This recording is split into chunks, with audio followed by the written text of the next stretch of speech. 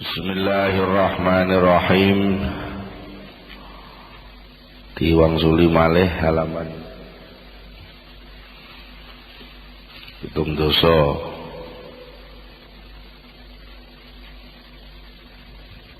Halaman 8 dosa.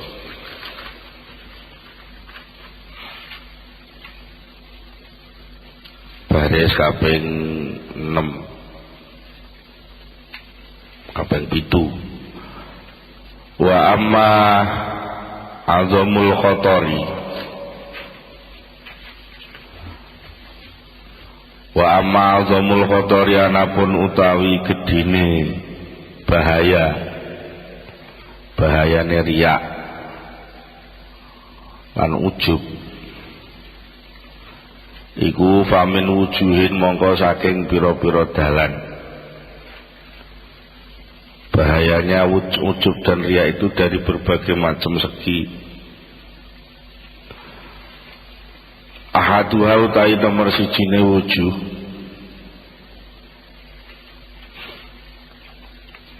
iku anal ma'budah sak temene pangeran kang disembah iku malikun raja penguasa sejati. Lani hayata kang ora ana notok iku maujud li jalalihi maring keagungane makbud wa azamatihi lan tegese keagungane makbud. Walahu lan iku tetep ketuwi makbud alaika ing atase sira ni'amun utahe pira-pira peparing nikmat latu adu kang ora kena diitung apa ni'amun walatu solan ora kena dihitung, dingatokne, dipolne oleh ngitung. Gak iso sampean ngitung nikmat kuwi gak iso. Segala sesuatu yang sampean ketahui itu nikmat menjadi nikmat baru. Lah nikmat baru itu kalau sampean sadari menjadi nikmat baru lagi. Dan tidak ada yang mampu ngepolno hitung-hitungane nikmat. Walakalan iku kedue sira badanun utahi duwe awak dhaifun badanun awak dhaif maibun kang akeh cacate biuyubin kelawan pira-pira cacat khofiatin kang samar. Dalam dirimu itu penuh dengan cacat, penuh dengan sesuatu yang membuat jatuhnya hargamu. Ma'ufin dur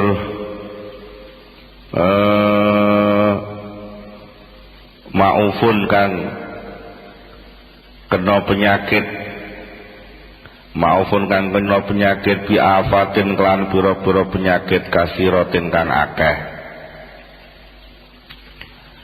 Wa amlan perkara mahufin kang nguatiri inwako alamun terjadi laka kedui sira apa zazalalun keluputan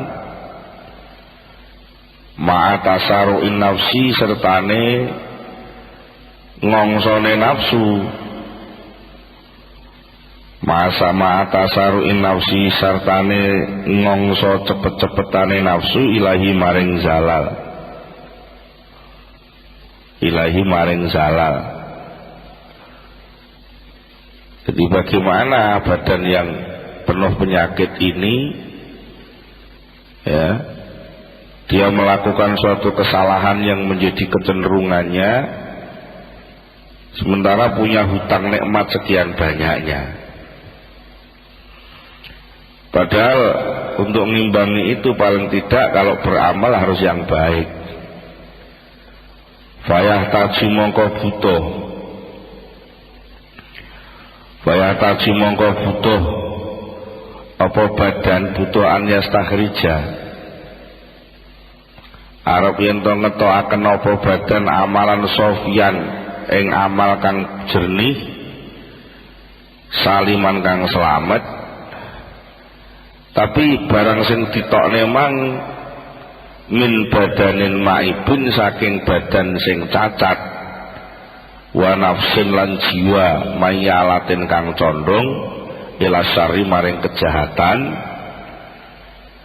amaratin kang akeh perintahe bisui kelawan keelekan. Jadi badan yang jelek ini, badan yang asor ini dituntut untuk mengeluarkan perbuatan yang jernih, perbuatan yang baik. Padahal tempatnya badan kita ini adalah tempat kejahatan yang selalu condong pada kejelekan. Badan kita ini selalu didorong-dorong oleh nafsu untuk berbuat yang jelek-jelek. Tetapi kita dituntut untuk mengimbangi nikmat suci ala wajih ning ngatasé cara ya seluku kang patut apa ngamal soleh mang, ngamal sofi mang, dengan cara supaya patut amal sofinya tadi patut li rabbil alamin, kedue pangerane alam kabeh, fi jalali ing dalem agunge Rabbil alamin wa azamati lan tegese keagungane Rabbil alamin wa kasrati ayatihi lan akae biro-biro kenikmatane Rabbil alamin wa minnatihi lan tegese kanugrahane Rabbil alamin. Bajur waya kaulan tumiba minhu saking Rabbil alamin tumiba mau ki arido ing panggonan ridho. Waya kaulan tumiba sapa apa amal mang minhu saking Rabbil alamin tumiba mau ki arido ing panggonan kemarmane Rabbil alamin wal qabulan tegese ditampa. Bagaimana supaya kita berbuat sesuatu dengan modal yang serba cacat, modal yang serba kurang, dengan cara berbuat yang terbaik supaya patut berhubungan dengan Tuhan yang Maha Kuasa, supaya sesuai dengan keagungan dan kebesarannya, supaya sesuai dengan besarnya pemberian yang sudah didatangkan kepada kita, sehingga amalan kita nanti bisa mendapatkan ridho dan diterima. Itu bagaimana? Wa ila lamun ora gelem berusaha, lamun ora gelem ngamal ya fayafutu mongko dadi ilang, fayafutu mongko dadi ilang pot ka ing sira faribhu badi al-azimu kang agung, alazi kang latas mahu kang ora bisa ngarani murah, latas mahu kang ora gelem ora ridho apa nafsu-nafsu bifautihi kelawan ilangi badi sing agung mang. Jadi kita yang jelek begini ternyata oleh Allah masih diberi kesempatan itu untuk boleh mengaturkan sesuatu yang sebenarnya Allah tahu kalau itu jelek. Itu maksudnya Allah tahu kalau amalmu itu jelek, amalmu itu tidak pantas, amalmu itu penuh kepentingan, tapi kamu masih terus disuruh-suruh terus oleh Allah. Itu kan keuntungan besar. Mestine lek wis ora ditampa lah ya wis langsung diusir, wis ora dikongkon maneh. Nyatane terus disuruh-suruh, diperintah-perintah. Lah kok malah kamu tidak mau melakukan, sehingga malah nggak dapat apa-apa. Nah, itu kan kerugian besar namanya. Baru bama yusibu balik kadang-kadang wis menimpa kaeng sira. Rubama yusibu kadang-kadang wis menimpa kaeng sira fihi ing dalem ilange bati, fihi ing dalem ilange keuntungan mergo kowe ora ngamal mang. Apa sing teko, apa sing menimpa musibatun musibah lato kota kang ora kuat, kang ora ana kekuatan iku maujud, lato kota kang ora ana kekuatan iku maujud laka kedue sira biha kelawan musibah, sudah dapat kerugian karena nggak dapat ridho Allah, menambah lagi sampean mendapat musibah yang sama sekali sampean tidak kuat menanggungnya. Wahada utawi iki kerugian, wallahi demi Allah, iku sa'nun azimun perkara kang agung, wa khatbun jasimun lan bilai jasimun kang gedhe. Lah kagungane pangeran iku piye? Wa amma jalalul maliki, wa amma jalalul maliki ana pun utai kagungane pangeran kang nguratoni, wa azamatuhu lan tegese kagungane malik iku bihaisu innal malaikata, kelawan sekirane satemene pira-pira malaikat al muqarrabina kang padha keparek kabeh marang Allah, al abrara kang padha nglakoni kaabian kabeh iku qaimuna, padha nandani sapa malaikat lahu maring al malik,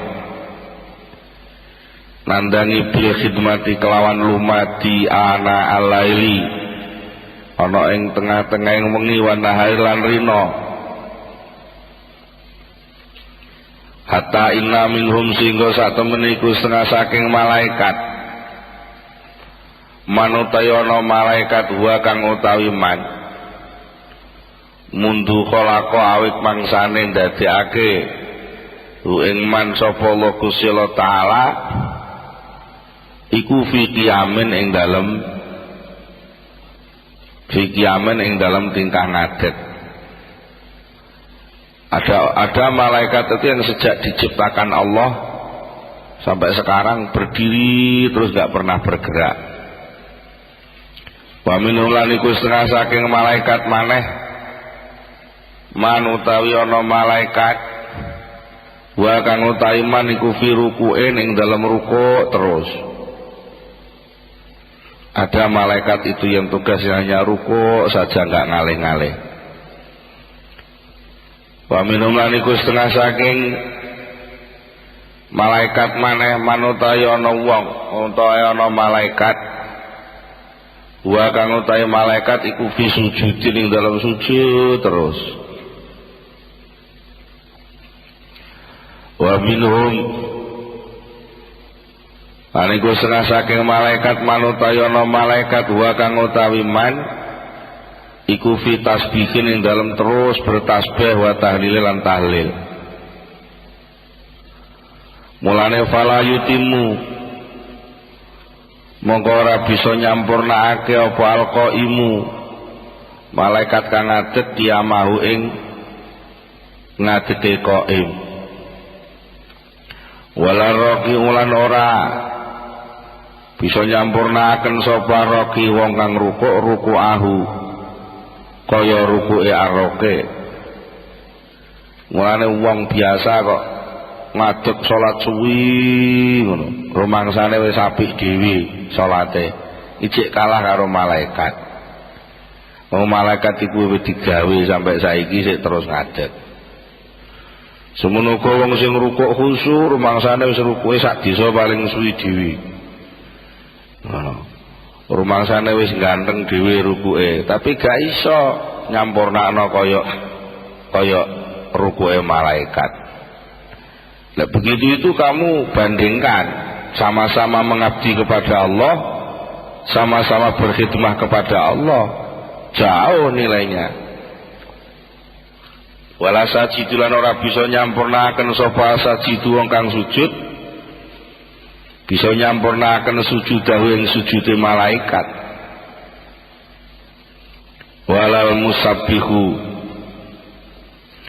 lan ora bisa nyampurnaken sapa musabbihu wong kang bertasbih tasbihahu ing tasbih malaikat, enggak bisa nandingi tasbih malaikat.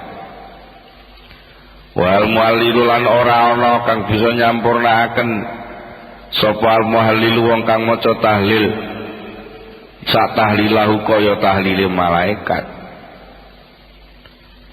madan hale wong kang banteraken dawaken bi kelawan tahlile mangsa tahu ing suarane malaikat ila nafir ruhi maring sumeka maring katiupe sangka kala. Mereka bertahlil itu lama enggak selesai-selesai, sampai nanti mereka dicabut nyawanya oleh Allah. Semalam mafarahu lho wis ngibadah kaya ngono kuwi lho malaikat iku. Mulai digawe ceplik sampai sok dicabut nyawane kuwi agek bar. Lama farahu nalikane padha rampung sapa malaikat minadzil khidmati saking iki oleh lumadi alazimati kang agung nadau padha matur sapa malaikat bi ajmaihim kelawan sekabehane malaikat subhanaka ma'abadnaka haqqa ibadati. Tuh ngono lho. Subhanaka mau suci panjenengan Gusti ma'abadna dereng nate ibadah sapa kita kaing panjenengan haqqa ibadati kelawan sejatine ibadah ing panjenengan. Tesih dereng sumbut Gusti ngibadah panjenengan ngibadah kula dhateng panjenengan iki dereng sesuai kalih keagungan panjenengan. Masih terlalu tinggi apa yang kau berikan kepada kami dibanding dengan ibadah yang kami lakukan. Itu bagi makhluk seperti malaikat yang tahu tentang keagungan Allah. Ada lagi gambaran keagungan yang dilakukan oleh keagungan Allah yang dipahami oleh malaikat seperti itu, ada lagi yang digambarkan oleh Rasulullah sallallahu alaihi wasallam. Wa hadza sayyidul mursalin. Wa hadza utawi iki iku sayyidul mursalin, gustine pira-pira utusan. Wa khairul alamin, lan baguse alam kabeh, alamul khalqi. Luweh pinter-pintere makhluk, wa afdaluhum lan luweh utamane makhluk.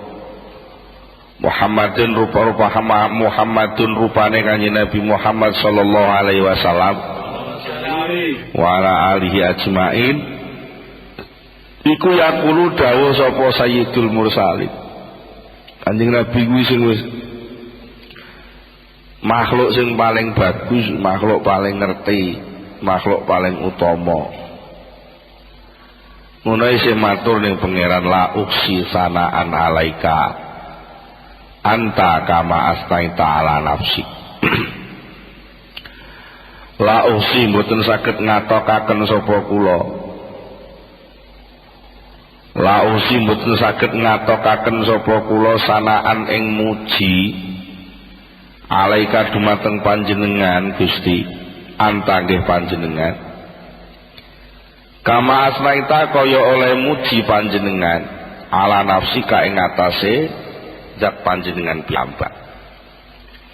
Kados pundi kula niki Gusti boten saged ngepolno muji dhateng panjenengan sampai koyok panjenengan muji dhateng pribadi panjenengan. Niku boten saged. Yaqulu tegese dawuh sapa Kanjeng Nabi, ana utawi kula nikula akdiru mboten kuwasa sapa kula. Ana utawi kula nikula akdiru mboten kuwasa sapa kula. Mboten kuwasa an usnia ing yen to memuji sapa kula. Mboten kuwasa an usnia yen to ngalem sapa kula ka ing panjenengan. Sanaan kelawan alaika dateng panjenengan sanaan kelawan pujian. Sanaan kelawan pujian anta kang utawi panjenengan lahu maring sanak niku ahlun pantes. Memuji mawon sing pantes, sing cocok kalih kesejatian kesainan panjenengan niku mon mboten saged. Fadlan napa malih an abuda ing to ngabekti sapa kula kaing panjenengan kama antakan kaya oleh panjenengan lahu maring kama kaya dene barang antakan utahe panjenengan lahu maring niku ahlun patut napa malih berbakti yang patut seperti yang apa yang engkau sandang ya Allah. Tidak patut semua. Pengabdianku yang tertinggi sekalipun masih terlalu kecil dengan kebesaranmu. Pengalem saya yang tertinggi sekalipun masih terlalu kecil terhadap kebaikanmu. Terus Kanjeng Nabi ngantos matur ngaten menika dipun jelasaken dening Imam Ghazali wonten kitab sanes menika kitab Al-Maqsadul Asna dipun dawaken walam yurid bihi annahu arafa minhu ma la yutawihu lisanu bil ibarah anhu. Niku ora kok berarti Kanjeng Nabi niku pun ngertos hakikate Allah. Boten kok berarti Kanjeng Nabi ngersakaken dawuh niki berarti piyambake pun paham saestu kalih Allah secara menyeluruh, banjur lesane boten mampu ngelem. Niku boten ngoten.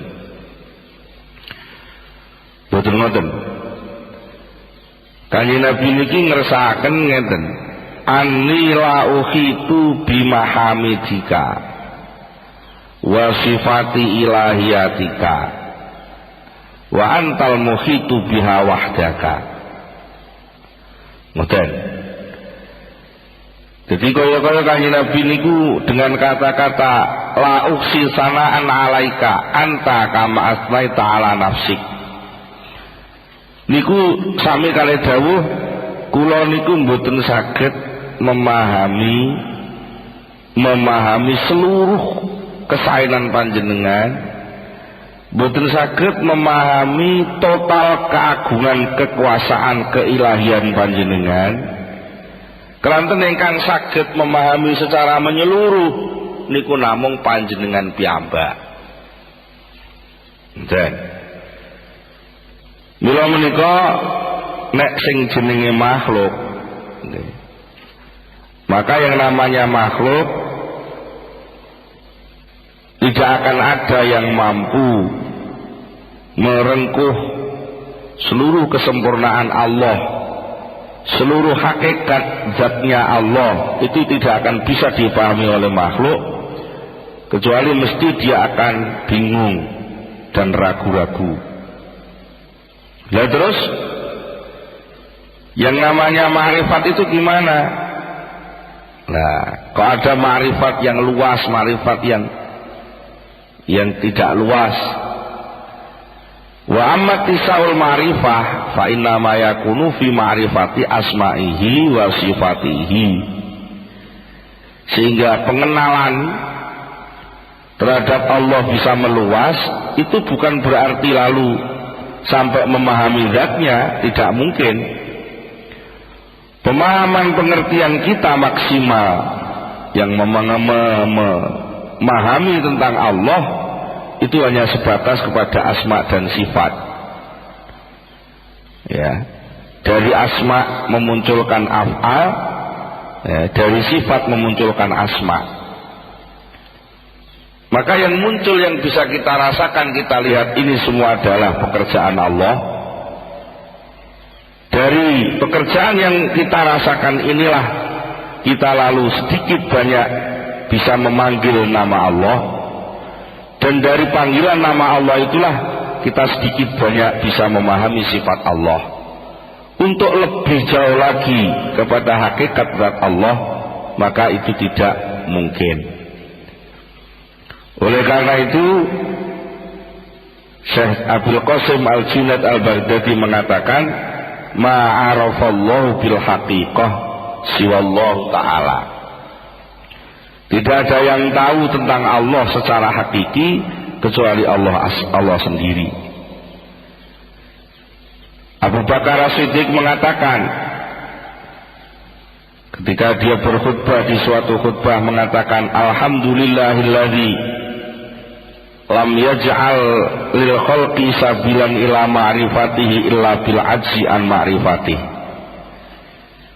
Segala puji bagi Allah yang tidak memberikan jalan bagi makhluk untuk mengenalnya kecuali orang itu mengakui, merasakan bahwa dia tidak mau mengenalnya. Jadi mengenal kepada Allah itu pol-polane pol ya sampai gak kenal gitu. Pol-polane pol sampai gak ngerti.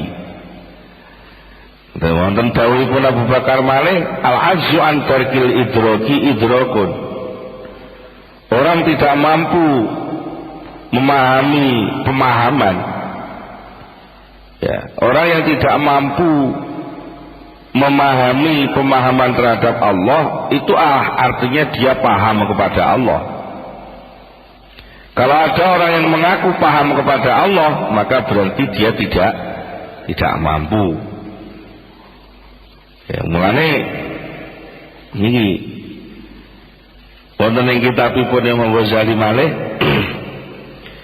dipun dawuhaken nihayatu ma'rifatil arifin ajzuhum 'anil ma'rifah. Wonten kitab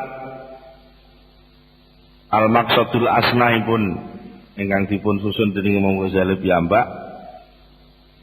Imam Ghazali dawuhaken nihayatu ma'rifatil arifin ajzuhum 'anil ma'rifah. Notok-notoke kemarifatan, puncak-puncaknya kemarifatan yang dialami oleh orang-orang yang makrifat adalah ketidakmampuan mereka tentang makrifat. Dan pengetahuan mereka tentang hakikat adalah bahwasanya mereka itu tidak mengetahuinya. Mereka itu tidak mengetahui Allah. Dan bahwasanya mereka itu la yumkinuhum albattata ma'rifatahu. Dia tidak mungkin mengetahui Allah. Dan tidak mungkin, dan itu mustahil bahwasanya dia itu mengetahui Allah dengan ma'rifat yang sejati, dengan ma'rifat yang menyeluruh, dengan seluruh sifat-sifat ketuhanan, kecuali oleh Allah sendiri. Makanya kalau suatu saat mereka tersingkapkan, ya, pengetahuan sedikit tentang Allah itu tersingkapkan dengan pembuktian-pembuktian, maka mereka menganggap itu sudah mengenal Allah. Itu artinya sudah makrifat kepada Allah, tapi bukan sebenarnya makrifat. Hanya sekedar tersingkap sedikit aja tentang pengetahuan tentang Allah. Oleh karena itu mereka sampai kepada kesimpulan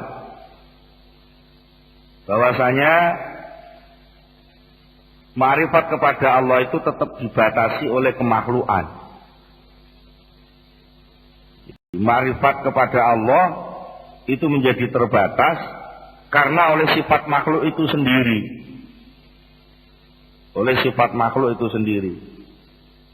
Karena memang pengetahuan makhluk kepada Allah itu mesti terbatas. Semangkola, lalu Imam Ghazali mengatakan untuk mengenal Allah itu ada dua jalan. Dari sini berarti ma'rifat, pengenalan terhadap Allah itu ada dua jalan. Yang pertama adalah jalan hakiki. Jalan hakiki itu artinya tahu yang sebenarnya. Dan itu sudah tertutup. Tidak mungkin ada yang bisa menembusnya kecuali oleh Allah sendiri. Maka jangan sekali-kali ada orang yang mengaku, ada orang yang menginginkan untuk mendapatkan pengetahuan hakiki tentang Allah. Karena setiap kali ada orang yang berusaha ke sana, maka oleh Allah itu akan dibatasi. Maka dia akan masuk dalam hairah. Maka dia akan masuk dalam kebingungan. Setiap kali ada orang yang coba-coba sampai kepada batas hakikat itu, maka yang terjadi adalah kesimpang siuran pemahaman, sehingga yang terkena fitnah dia sendiri. Itu jalan pertama sudah tertutup. Yang bisa dilakukan manusia adalah jalan yang kedua. Amma sabilu tsani, jalan yang nomor loro untuk mengenal Allah adalah melalui sifat dan asma.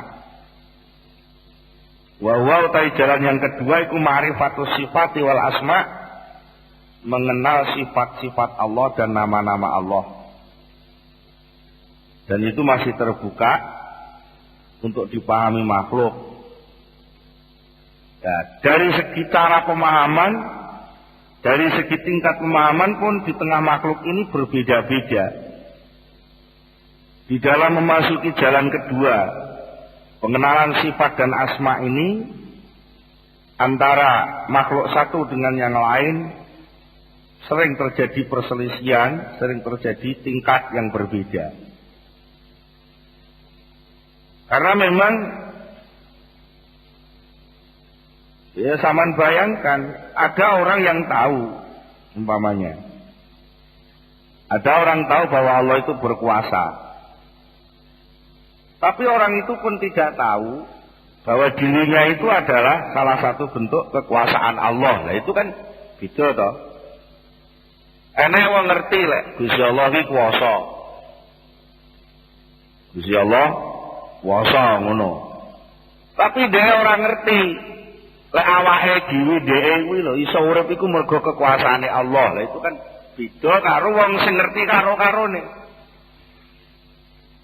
Lain kalau orang itu ngerti bahwa Allah itu berkuasa dan sadar bahwa saya hidup ini atas kekuasaan Allah, lah kon ya wis kacek. Oleh karena itu orang yang menyaksikan keajaiban ayat-ayat Allah di arena malakutis samawat wal ard, di arena kekuasaan langit bumi ini, orang yang mengetahui keajaiban ayat Allah di dalam ciptaan arwah dan ajsad, orang yang melihat keindahan kerajaan Allah, orang yang melihat keanehan-keanehan ciptaan Allah, ya. Orang yang benar-benar mendalami secara terperinci sampai dia tenggelam di dalam kelembutan hikmah kebijaksanaan Allah. Dia begitu piawai, begitu bisa menepati, mengetahui kelembutan aturan-aturan Allah. Ya. Dia memahami betul bahwasanya Allah itu bersifat dengan segala sifat-sifat kekuasaan. Lalu orang yang memahami itu pun lalu ketularan. Ya, ketularan sifatnya malaikat yang dekat kepada Allah. Lalu dia dapat memperoleh sifat yang dia ketahui itu, lalu dia bisa menirunya. Itu pun antara orang yang tahu tentang sifatnya Allah sampai bisa memperoleh menirukannya, dengan hanya tahu tentang sifat Allah itu kacanya adoh banget. Sampai antara nabi dan wali pun ada kaca yang luar biasa. Nah, itu contoh tingkat-tingkat kemarifatan. Bentuk tingkat-tingkat kemarifatan itu jauh sekali. Jauh sekali antara satu dengan yang lain. Apa meneh antara sing ngerti karo sing ngerti. Sing padha-padha ngerti itu saja antara satu dengan yang lain sudah berbeda-beda. Ini sampai Imam Ghazali maringi contoh. Kok jauh-jauh kita memahami Allah, memahami orang alim saja. Seringkali kita itu nggak nutut. Contohnya ini, terus Imam Ghazali nyontoknya Imam Syafi'i. Imam Syafi'i itu punya murid, namanya Imam Al-Muzani. Murid yang paling dekat, yang belajarnya kepada Imam Syafi'i sejak kecil. Nah, tapi Imam Syafi'i juga punya pelayan. Pelayannya Imam Syafi'i yang tukang buka nolawang, tukang ngiseni jeding, tukang ngresiki dalem Imam Syafi'i itu juga punya. Nah, antara Imam Al-Muzani dengan rewange sing jaga lawang, itu kan kedua-duanya kenal Imam Syafi'i kan gitu toh. Imam Al-Muzani sebagai muridnya Imam Syafi'i mengenal Imam Syafi'i. Begitu pula penjaga pintunya, tukang nyapu rumahnya, tukang ngisi jedingnya juga mengenal Imam Syafi'i. Yeah. Kalau Imam Muzani mengenal Syafi'i adalah ya, ngertinya begini. Imam Syafi'i itu seorang alim, mengetahui syariat, orang yang punya banyak susunan kitab dan banyak makhluk masyarakat yang minta bimbingan kepada dia. Itu saja ngerti nih. Mergo tukang pintu kuwi ngerti lek tamune akeh rono mesti sambat Imam Syafi'i, njaluk tulung dipahamno, njaluk tulung wong nerangno ngene-ngene diterangno. Nah itu ngertinya itu aja. Tapi bagaimana Imam Syafi'i menerangkan, bagaimana lalu Imam Syafi'i menggunakan dalil-dalilnya, bagaimana Imam Syafi'i menerima tamu yang minta bimbingan itu tadi, cara menyelesaikannya, nah itu yang tahu malah Imam Muzani. Imam Muzani ya tahu, sama-sama tahu tentang Imam Syafi'i. Tapi pengetahuan Imam Muzani kepada Imam Syafi'i sudah barang tentu tidak seperti pengetahuannya tukang jaga pintunya Imam Syafi'i. Karena apa? Imam Muzani akan lebih tahu.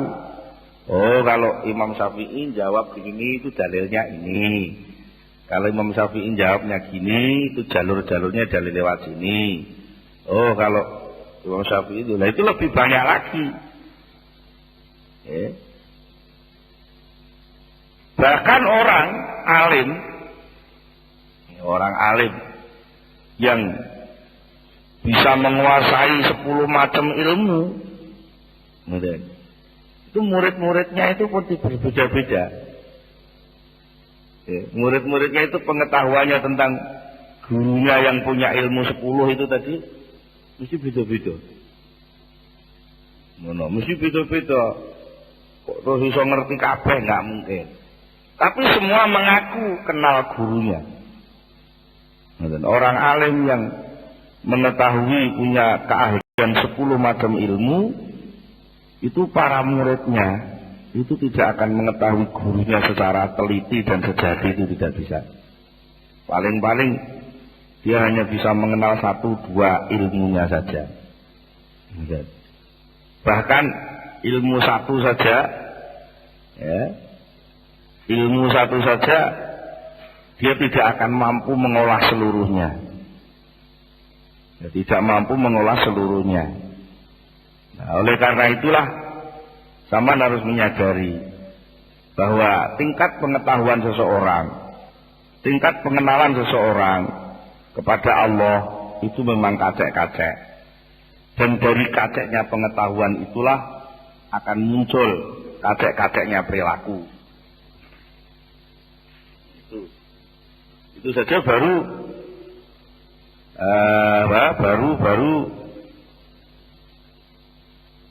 yang berkaitan dengan orang alim, berkaitan dengan orang alim.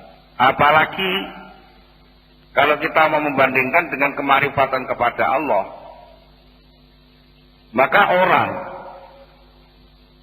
yang mengenal Allah Fa bi qadri man kashafa lahu min ma'lumatillah wa ajaibi maqduratihi wa badai ayatihi fid dunya wal akhirah wal mulki wal malakuti tazdadu ma'rifatuhum billah.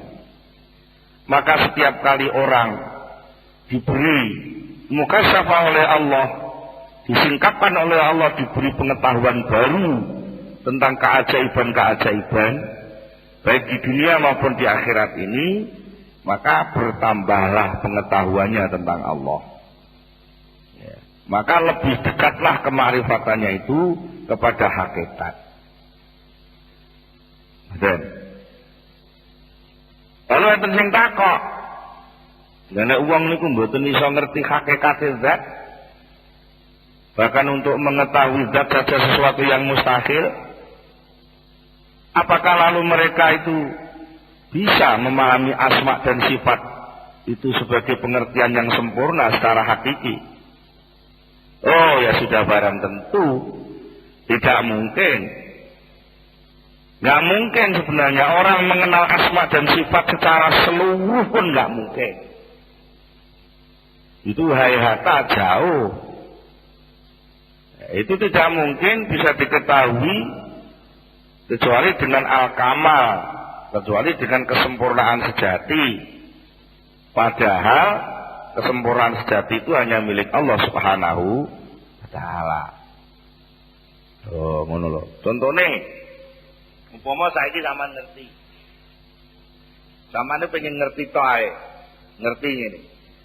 Enggak. Yujah kuwi wis kenal karo Bayu, kenal karo kakangku ta durung. Pokoknya sampean pengen gathukno Yujah karo kakang sampean. Yujah kuwi wis kenal kakangku kok durung. Terus nek sampean golek informasi. Sampean ngerti ana zat jenenge Yujah. Terus sampean ngerti sifate Yujah iki menungso sing tukang kenal menungso liyane, nomor loro. Sampean ngerti lek Yujah kuwi tau cethuk kakang sampean. Nomor 4, sampean ngerti lek Yujah kuwi wis ngerti kakang sampean. Tapi sampean tetep gak ngerti. Ditakoki mau didedes lho, lah ngertine Yujah kuwi sak pira? Nah, wis gak ngerti kowe. Kakangmu Mbak Yujah kuwi wis kenal kakangmu apa durung? Wis ngerti, wis tau cethuk kok lah. Terus kenale iki piye? Ya mbok lho mesti ngono. Terus sing mesti dikenali apane engko gek jenenge tok. Nek kenal iki jenenge lah iki Kang Men ngono tok. Terus tapi Kang Men kuwi iso apa? Kang Men iku sekolahe sampai tamat apa? Upama-upamane Roro lek Kang Men sekolahe tamat SMP. Dan terus Kang Men saiki penggaweane apa, sing dilakoni apa?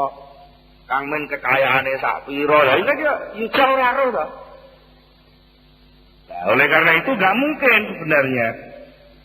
Walaupun sampean sudah menyebut mengetahui Allah punya nama. Allah itu serba tahu. Tahu segala-galanya. Tahu segala-galanya itu apa ae. Kowe kan enggak ngerti. Nah, setiap kali kamu dibukakan lagi oleh Allah, maka kamu akan tambah lagi. Kamu akan tambah lagi. Oleh karena itu, sebenarnya ya, sifat ilmu yang kita ketahui, ya, itu hanya sekedar wa ma'utitu minal ilmi illa qalila. Kamu diberi ilmu itu sedikit aja. Sedikit aja.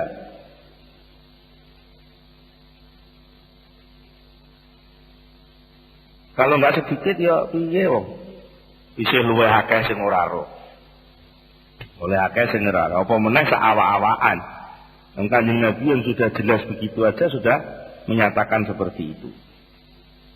Ya. Wonten ing kitab Al-Azhamah dipun riwayataken bainallahi wa bainal malaikati alladzina haulal arsy sab'una hijaban min nurin. Itu saking agungnya Allah antara malaikat dan Allah, yang malaikat itu berkecimpung di kanan kiri aras itu masih terhijab 70 hijab dari cahaya.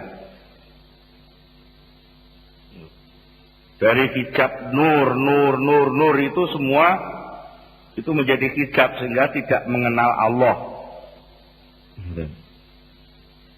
Sampai Rasulullah pernah bertanya kepada malaikat Jibril, hal taro rabbaka, wahai Jibril, apa sampan itu pernah melihat Tuhan? Jibril menjawab, inna baini wa bainahu la sab'ina hijaban min nurin. Antara saya dengan Allah itu masih ada 70 hijab dari nur. Nah, mula sangka niku tingkat pengetahuan manusia. Mengapa manusia itu tidak tahu tentang Allah? Itu karena memang ada yang terhijab oleh kegelapan. Yang kedua karena terhijab oleh cahaya. Yang jelas wong itu sakjane iso ngenal Allah. Wong itu iso ngenal Allah, tapi pengenalan terhadap Allah itu melalui tampilan-tampilan hijab itu. Tidak mungkin seseorang itu akan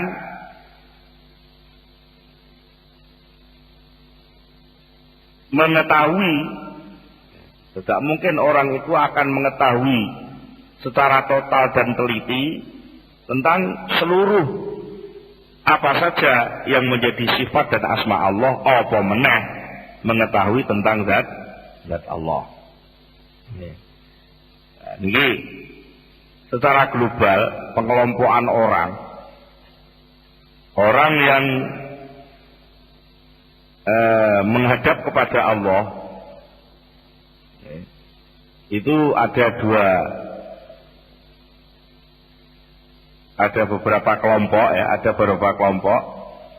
Kelompok pertama adalah al-mahjub bimahdi zulmah, orang yang terhalang oleh ketidaktahuan total. Dan ini ada dibagi dua kelompok lagi. Ini ada dua kelompok lagi. Ini ku wong sing sama sekali tidak mengenal Allah, sama sekali tidak tahu tentang kabar tentang Allah. Nah, niku. Nah, kelompok sing nomor loro dari kelompok awal ini niki terbagi menjadi 4 kelompok lagi, dan kelompok yang keempat ini tidak terhitung. Semua itu adalah gambaran betapa luasnya kegelapan yang ada pada hati mereka. Lajeng kelompok nomor kalih, kelompok sing terhijab oleh cahaya dan kegelapan. Cahaya dan kegelapan. Begitu yo padang atine tapi isih munafik sithik-sithik ngoten mawon. Nah niku. Wonten malih mergo napa? Kok wong wis ngerti kenal karo Allah dengan cahayanya tapi kok masih gelap? Karena dia terjebak oleh sesuatu yang berkaitan dengan alam wadak ini. Mereka terjebak oleh khayalan mereka sendiri. Mereka terjebak oleh kias-kias analog-analog yang salah. Dan itu baru segi itu aja sudah berbagai macam nanti kelompok. Mulane ya wajar, akhirnya wong niku menghadap kepada Allah itu lalu dengan berbagai macam sikap. Dengan berbagai macam sikap. Ada yang mereka cenderung sak penae dhewe. Mereka dia mengenal, memahami cahaya Allah tentang Allah itu maha luas. Tapi dia lupa bahwa Allah itu juga bisa menyiksa. Mereka pancen tingkat kenalane sakmono.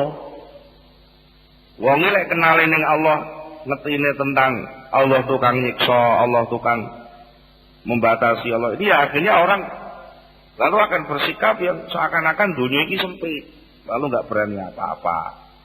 Nah, itu sangat-sangat wajar, sangat-sangat wajar. Mulanya sebenarnya setinggi apapun, sebesar apapun pengetahuan kita tentang Allah, itu sama sekali tidak ada dasar bagi kita untuk menganggap bahwa kita sudah mengenal Allah. Itu jelas itu. Dan Rasulullah sendiri aja sudah menyatakan la usni sanaan, la usi sanaan alaika anta kama asnai ta'ala nafsi. Saya itu tidak bisa mengatok nih pemujian kepada engkau ya Allah sebagaimana engkau sendiri memuji dirimu sendiri.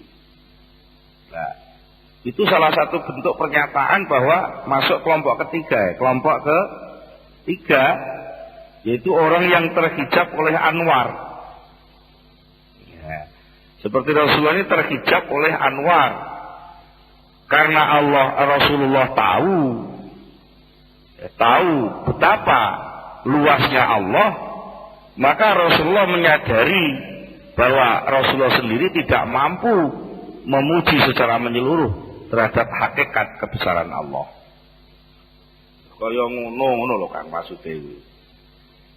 Kaya ngono kuwi kebesaran Allah. Sampeyan lagi etek-eling salat sujud sewengi ngono kok wis rumangsa apik ngono lho maksude kuwi. Allah yang begitu maha besar, Allah yang begitu maha suci.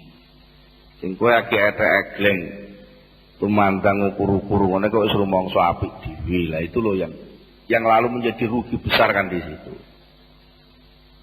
Wa huwa alladzi yaqulu wa huwa utawi Rasulullah sallallahu alaihi wasallam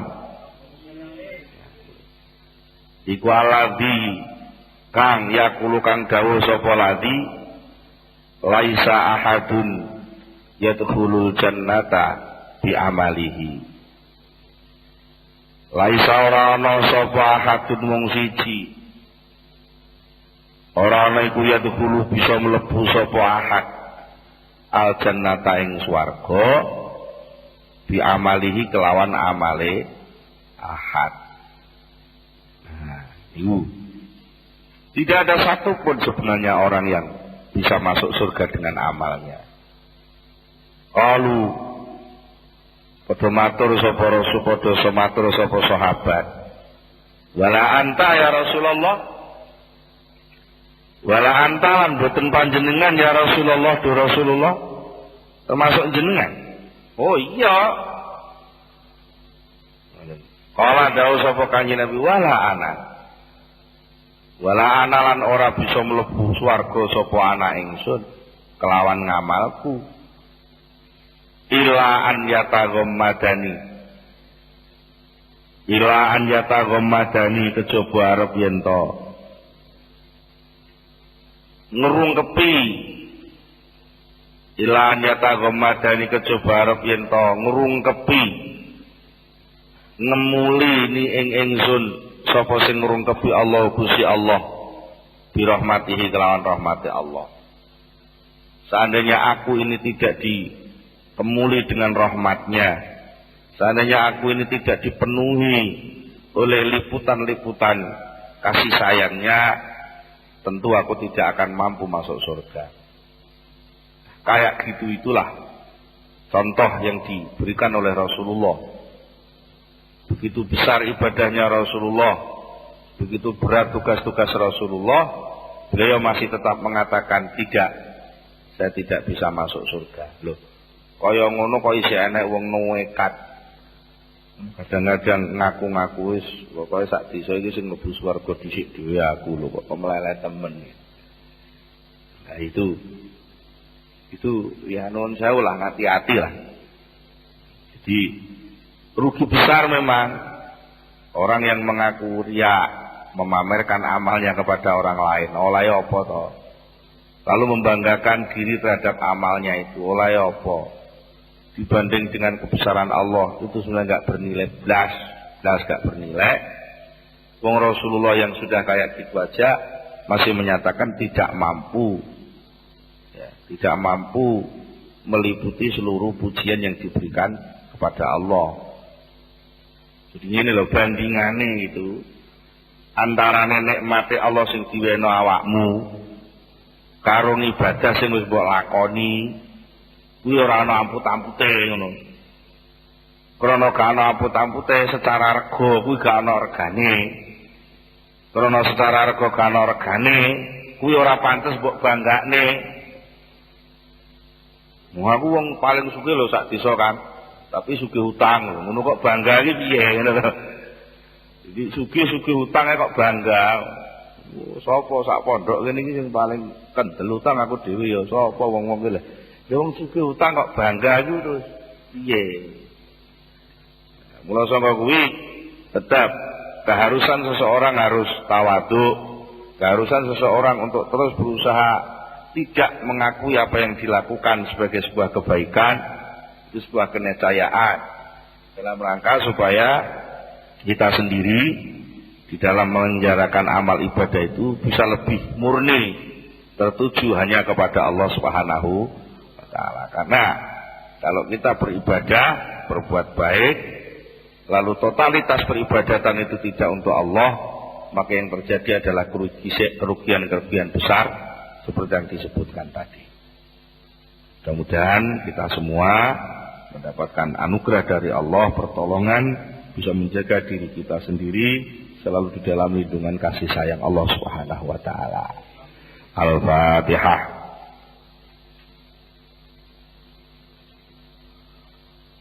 Allahumma shalli ala sayyidina Muhammad wa sallim wa radiyallahu tabaraka an sahabati Rasulillah ajma'in. Alhamdulillahirabbil alamin. حمدا يوافي نعمه ويكافي مجيده يا ربنا لك الحمد بما ينبغي لجلال وجهك وعظيم سلطانك. اللهم صل على سيدنا محمد. اللهم صل على سيدنا محمد.